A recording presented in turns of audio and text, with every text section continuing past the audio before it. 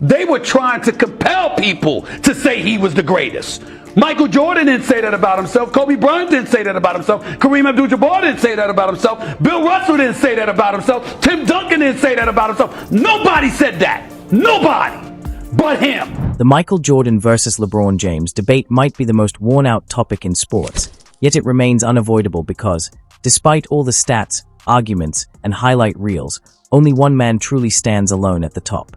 Stephen A. Smith is done with the excuses and the constant push from LeBron's side to craft a legacy that simply doesn't match the reality.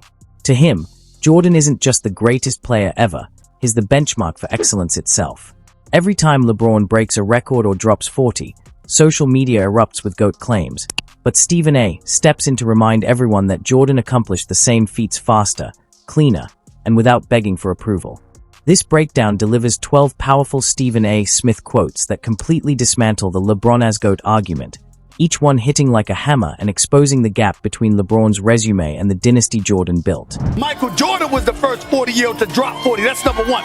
Number two, LeBron James is in his 22nd season. That was the 78th time in his career he has scored over 40. Michael Jordan became the first 40-year-old in NBA history to score 40 in a game, and that moment wasn't just about points.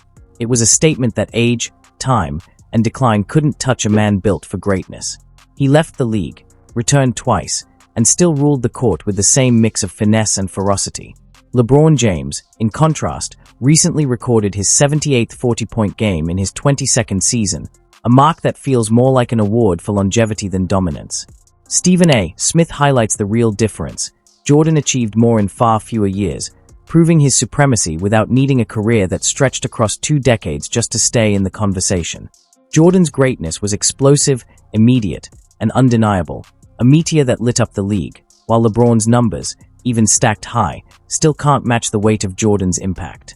When one man makes history at 40 and the other is still chasing his shadow in year 22, the argument settles itself. Michael Jordan played 7 less seasons. How many 40-point games did Michael Jordan have? 173! Stephen A. Smith isn't attacking LeBron. He's simply reminding everyone that Michael Jordan never needed extra years to prove greatness because he was greatness, even at 40, still delivering performances that sent chills through arenas. That kind of legacy can't be captured by numbers alone, yet the numbers still tell the story. Jordan became the first 40-year-old to score 40, while LeBron recently posted his 78th 40-point game in year 22, a milestone that sounds huge until Smith drops the real hammer. Jordan, despite playing 7 fewer seasons, racked up 173 40-point games. Think about that. In just 15 seasons, including 2 comeback years, Jordan produced a level of scoring dominance marked by efficiency, precision, and a killer instinct that turned every night into a battlefield. LeBron, equipped with advanced sports science and an extended prime, still trails him despite having more time, more minutes, more possessions, and more opportunities, revealing a truth that stings. LeBron has spent his entire career trying to catch a man who did more in significantly less time. I'm telling you, it's going to be very, very bad for you if you keep bringing up Jordan, comparing LeBron James. LeBron simply couldn't deliver the same relentless, night-after-night offensive devastation that Jordan produced with ease, and Stephen A. Smith makes that point unmistakable. The stats speak for themselves. Jordan accomplished more in far less time, and he did it in an era where defenses were brutal, hand-checking was legal, and contact actually punished you. LeBron has been great, no doubt, but he's enjoyed every modern advantage, spacing, rules, sports science, and still hasn't surpassed what Jordan achieved in a shorter, tougher era. People like to frame LeBron's longevity as a strength, but Smith argues it's actually a requirement. He needed all those extra years just to stay in the conversation, and even then he still trails. Jordan's 173 40-point games in fewer seasons isn't just a number. It's a direct challenge to any claim that LeBron has overtaken him, because it proves Jordan didn't just dominate, he did it faster, harder, and with far greater impact. Anything that Michael Jordan wanted to do, he didn't spend the first 8 years shivering. You understand? He didn't have to go to South Beach to learn how to win. Stephen A. Smith then hits one of the harshest truths about LeBron James' career. He spent his first 8 seasons falling short, while Michael Jordan needed no warm-up period, no super team, and no trial run to figure out how to win. Jordan stormed into the league and instantly transformed a struggling Chicago franchise into a powerhouse, while LeBron had to leave Cleveland, join two other All-Stars in Miami, and learn how to win only after multiple failures.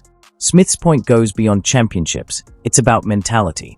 Jordan arrived fully formed, carrying greatness from day one, while LeBron needed guidance, structure, and elite support to reach the level the media crowned him with. Jordan carved his legacy through pure fire, while LeBron followed a formula built on alliances, and yet people still try to equate them. Smith stresses that true greatness isn't defined by how you finish, but how you enter the arena. Jordan stepped in wearing a crown nobody handed him and never let it go, while LeBron had to borrow his, proving the difference between a man who created the blueprint and one who simply followed it. All I know is your man got 7 more years in the league and still chasing Jordan. He ain't 7 more years. He don't even have more rings than Jordan. And he has 7 more years. Listen, he's been in the league long enough that I was in college. And still, he ain't catch Jordan. Stephen A. Smith's response to Shannon Sharpe was brief but absolutely crushing. LeBron James has played 7 more seasons than Michael Jordan and is still chasing the crown. That single line carries an entire argument on its back. What Stephen A. is really highlighting is that with all the extra years, extra games, extra minutes, and every modern advantage imaginable, LeBron still hasn't matched what Jordan accomplished in a far tighter window. Longevity is supposed to be a bonus, a finishing touch, but for LeBron it has become a lifeline, his only anchor in the GOAT debate. Jordan didn't need a 2-decade resume. He dominated the league in just 15 seasons, and even that total is misleading since 2 were spent in retirement and 2 more in Washington when he was supposed to be done for good. Stephen A.'s core message is simple. You can argue feelings all day, but facts eventually catch up, and the truth is that LeBron has spent his entire career chasing a legacy he was never able to build on his own. The real tragedy, Stephen A. Smith argues, is that LeBron has already had more than enough time to surpass Jordan. And if he were truly greater, he would have done it by now in championships, in iconic moments, and in cultural impact. But instead he's still searching for validation more than 20 years into his career.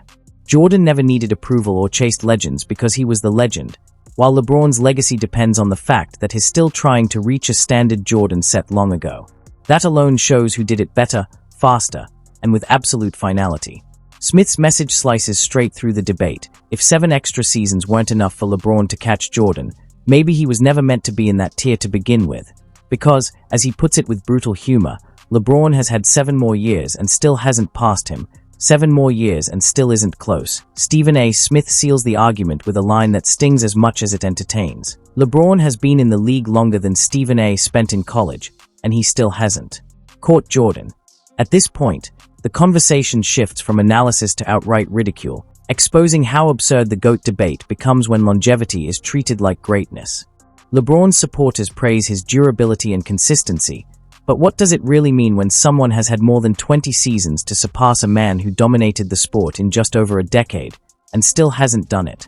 It reveals that LeBron's long career is more of a smokescreen than a strength, a way to mask the simple truth that Jordan's impact wasn't stretched across years.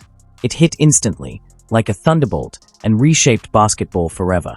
LeBron's journey is filled with peaks, but also with finals losses, collapses, missed moments, and constantly shifting narratives designed to keep his GOAT hopes alive. Jordan's career, meanwhile, was clean and decisive. 6 finals, 6 championships, 6 finals MVPs, end of story, while LeBron's path keeps changing depending on what his supporters need it to be. The goalposts for LeBron's greatness keep moving. First it was rings, then stats, then longevity, and now the argument has shifted to redefining greatness itself just to squeeze him into the conversation, a point Stephen A. mocks because if you need to rewrite the rules to belong, you were never truly in the race. Jordan set the standard, while LeBron is still searching for it, and Stephen A.'s college timeline metaphor highlights just how long this pursuit has dragged on with the same result. LeBron still hasn't caught him in achievements, impact, or legacy. When Stephen A. jokes, everyone already sees LeBron as a top 3 player ever. What more do you want? A diaper and a bib. He delivers a sarcastic but brutally honest shot at the constant hand-holding and narrative shifting required to keep LeBron's GOAT hopes alive, underscoring once again that Jordan's throne was earned. While LeBron's case is still being assembled, Stephen A. isn't denying that LeBron is great. Being a top 3 player in NBA history is elite by any measure. But his point is, that greatness shouldn't feel desperate. LeBron's supporters constantly push to rewrite history, elevating him beyond the man who already defined what it means to be great. Jordan never begged for respect, needed media validation, or relied on fans to fight for his legacy. The world recognized him because his dominance was undeniable. LeBron's greatness, by contrast, often feels like a long campaign, with every milestone followed by press conferences, debates, and carefully curated stats to manufacture the narrative that he's the GOAT. Stephen A. is calling out that neediness, the obsession with claiming the crown when the body of work doesn't fully support it. Jordan didn't ask for acknowledgement, he simply showed, and that alone ensured no one had to fight for his legacy. When LeBron hit 30,000 career points, it wasn't enough to simply celebrate. The media immediately dragged out comparisons to Jordan. Every LeBron milestone turns into a fight he already lost decades ago, which is why Stephen A. mocks the whole spectacle with the diaper and bib joke. The chase for GOAT status around LeBron feels needy, insecure, and forced, and even his most devoted fans know they are stretching the argument. If LeBron were truly greater, there'd be no need for constant validation, but 2 decades in, the narrative still needs defending. Jordan's greatness stands on its own. LeBron's requires explanation, justification, and campaigns to keep it afloat. And Stephen A. drives the point home. There's only one player LeBron will ever be measured against, and that's Michael Jordan. That alone says it all. Michael Jordan sits at the summit,